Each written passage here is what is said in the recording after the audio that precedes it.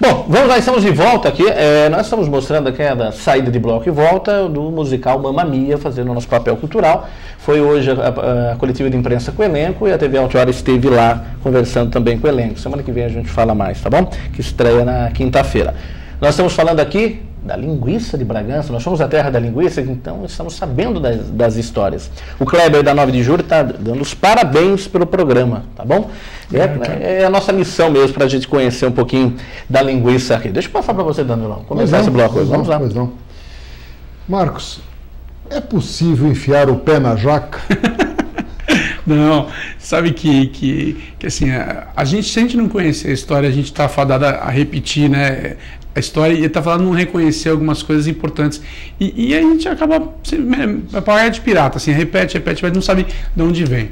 Essa história também tem a ver com os tropeiros e com as tropas e com a história da Terra da Linguiça, né? Que é patrimônio, e são pequenas coisas assim que acabam dando graça, dando cor e dando tempero, né, dessa história, né? Assim, quando a gente vai visitar, e quem já teve o prazer, né? Tem um filósofo em Campinas que eu prezo muito, é um mentor nosso, Mário Sérgio Cortella. Ele fala uma coisa fantástica, ele fala assim, né? O problema hoje em dia não é você comer uma pamonha, né? E não sabe o trabalho que se dá a fazer uma pamonha, né? Então ele não prega a volta ao passado de jeito algum, mas ele prega que a gente entenda o processo e o que estava embutido nesse processo, né? Para fazer uma pamonha, né? Lógico, obviamente, né? Tirando o óbvio que é plantar o milho, colher o milho, etc. Tal, né? Tem que se ralar esse milho, tem que se produzir, e é um processo de horas, e que as pessoas antigamente, as fazendas, antigamente, como se fazia a pamonha, não se fazia sozinhos, como chamava o vizinho da fazenda do lado, da comunidade do lado, dos colonos do lado e tudo mais. E para chamar esse pessoal para trabalhar nesse esforço e tudo mais, também se juntava e falava, bom, então vamos fazer, gente, então já que esse povo vai estar tudo junto aqui, vamos matar um porquinho, vamos pegar a banha do porquinho, vamos separar essa banha para cada um levar para suas casas, né, para conseguir estar preservando as carnes e tudo mais, né? Então essa cultura foi se perdendo.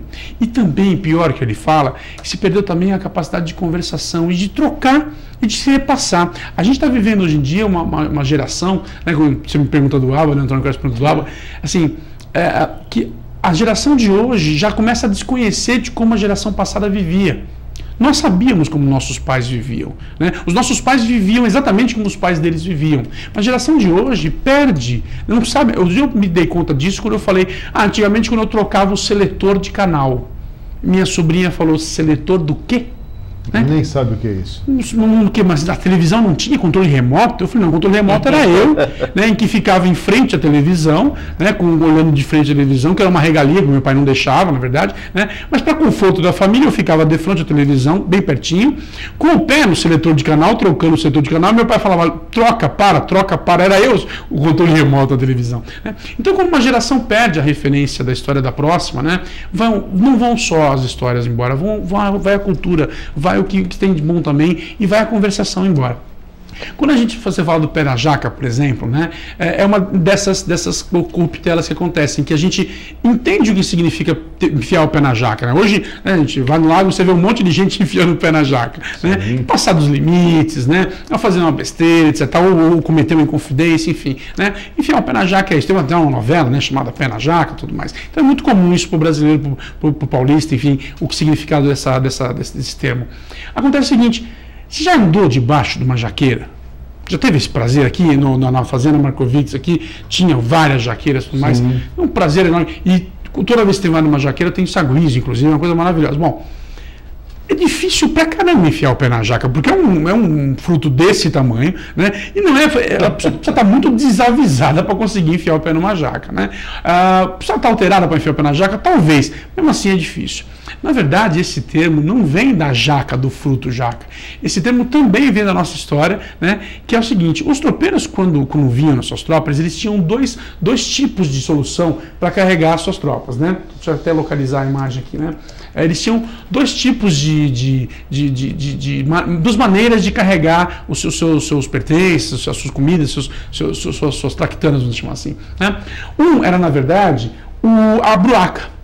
Buraca já é mais, já o pessoal já conhece também por conta também da televisão, né? Que é muito comum em novelas de época o fazendeiro chamar a sua dileta esposa de buraca, né? Por quê? Porque é a famosa mala sem alça que se colocava na quenga do burrico, né? Para ele carregar os pertences do bandeirante e do tropeiro, né? A buraca que é uma mala sem alça que é difícil de carregar, dá trabalho, quando vira cai tudo, ou seja, né? Uma pessoa que não é muito querida, vamos chamar assim, né? E outra maneira de se carregar, na verdade, também os produtos, né, principalmente os mantimentos, que a buraca eram mais por questões pessoais do tropeiro, né? Já os mantimentos levava-se no jacá. O jacá é esse exatamente artefato que se colocava no lombo do burrico, né? E que é feito ainda hoje. Antigamente, quando a gente subia a variante aqui para Fernão Dias, a gente via um rapaz ali quebrando uns bambus ali verdes, tal, fazendo uns cestos bonitos e tudo mais. Eu não tenho mais visto ele ali, né? Mas ali se fazia aquele cesto verde de bambu quebradinho na pedra e tudo mais, que depois que se verga esse bambu e ele fica, ele deixa de ser, ele amadurece e tudo mais, né? Você não consegue quebrar ele de jeito nenhum, aquilo era um jacá, né? E se colocava no lombo do burro. As tropas caminhando, chegavam já aqui, né, na Vila de Conceição do Jaguari, na antiga Bragança Paulista, né, chegavam aqui nas paragens e tudo mais para lavar as tropas, para se limpar e tudo mais, daí o bairro também dos lavapés e tudo mais, né, chegavam aqui para abastecer, e devia ser uma coisa muito parecida com isso que eu vou estar mostrando para vocês aqui. Devia ser exatamente isso aqui, olha. Uma tapeira, na verdade, de beira de rio, né, com 6 paus, mais que isso, um telhado de sapé. Essa gravura, por exemplo, pra você ter uma ideia, já é uma gravura que não é de época, já é uma gravura muito depois, 150 anos depois, tá? Mas de relatos da época, né? Então, chegava nesse lugar, você vê uma pessoa com uma viola ali e tudo mais, chegam lá e abastecia a tropa no seu jacás. Muito bem. E coloca. Enquanto isso, o tropeiro fazia o quê? Né? Encostava ali naquele forninho caipira, né? E um violeiro tocando alguma coisa, tudo mais. Ele pedia uma pinguinha, pedia outra pinguinha, enquanto a tropa ia sendo abastecida, né? Ele assim, né? Totalmente, né? Tranquilo, esperava ver. Quando alguém falava, sua tropa está abastecida, já pode seguir viagem, né? Ele ia para o seu burrico. Geralmente ele ficava no burrico, mesmo o cavalo não aguentava muito. Ia para o seu burrico. E ao entrar no seu burrico, ele não conseguia acertar o caminho certo e colocava o pé aonde? No jacá. E derrubava todo aquele jacá no chão de novo. E o pessoal na venda, né, nessa tropa, nessa tapeira, falava assim, né, olha lá o fulano enfiando o pé no jacá. Então só modifica a acentuação tônica, de jacá para jaca. Mas muda toda a história, né? Muda a acentuação tônica, mas muda toda a história. E tem a ver com uma história nossa aqui, que é esse enfiar o pé no jacá. Porque isso, na verdade, deu uma possibilidade dos colonos da região não só trabalharem e cultivarem e criarem para sua subsistência, mas também trabalharem, criarem e cultivarem para conseguir comercializar, né? Isso foi uma das grandes bases, né? Eu reputo que a linguiça e não só a linguiça, mas toda a farinha e o que se fazia dos colonos para se abastecer essas tropas é a primeira grande base da estrutura econômica da região. Com certeza. Muito bem.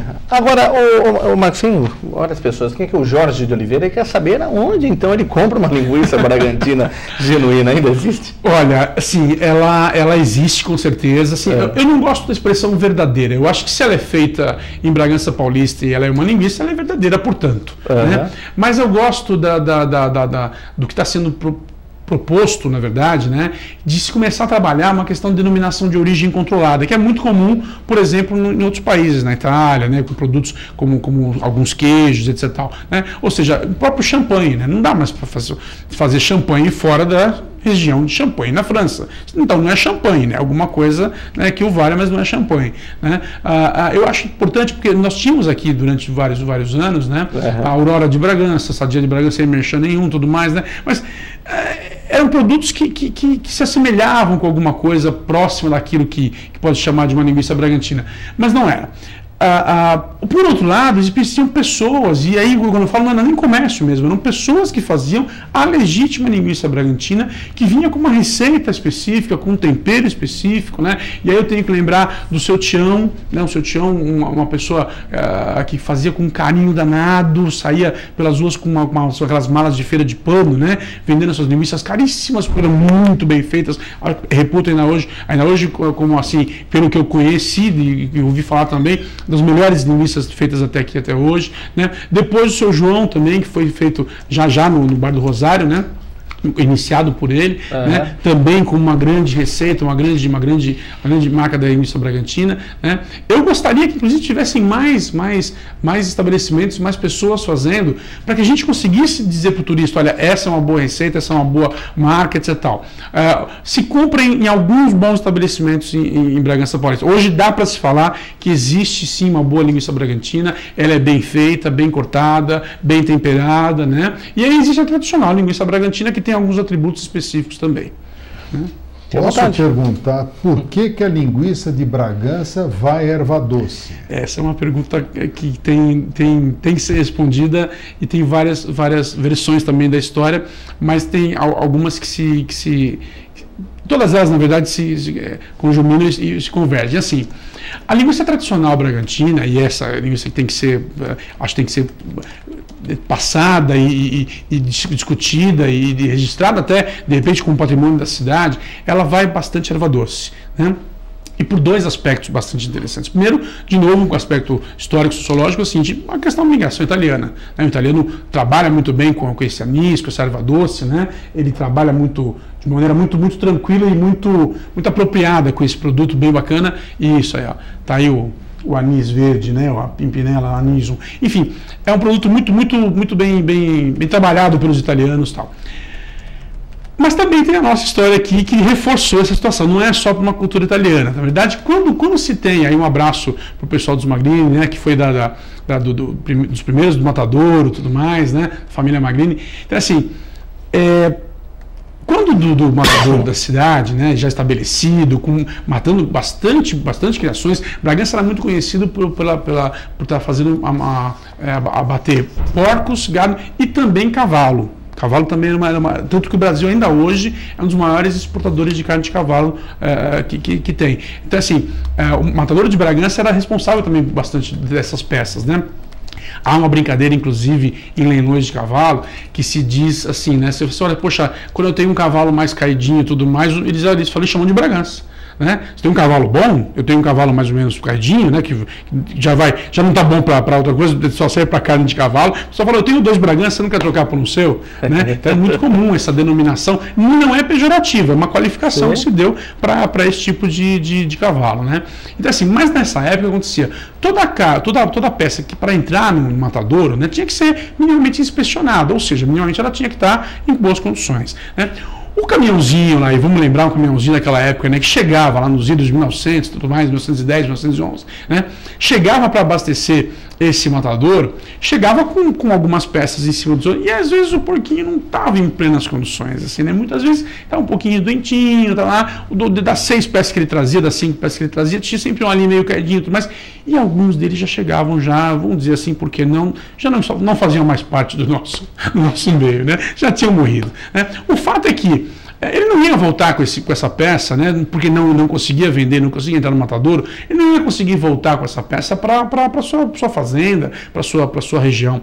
Ele falava, poxa, eu preciso dar um fim nisso. E ele ficava ali, né, ali parado no caminhão, tudo mais, e a comunidade, o pessoal da região em volta falava assim, escuta, mas você vai fazer com esse porquinho? Ele falava, vai fazer o quê? Deixar aqui e tudo mais. Então, quando você faz, ele fazia o porquinho um preço bem baratinho para as pessoas da região. As pessoas compravam esse porquinho já com uma carne bastante forte, bastante maturada. Né? E aí que vinha a mão pesada do italiano com erva doce.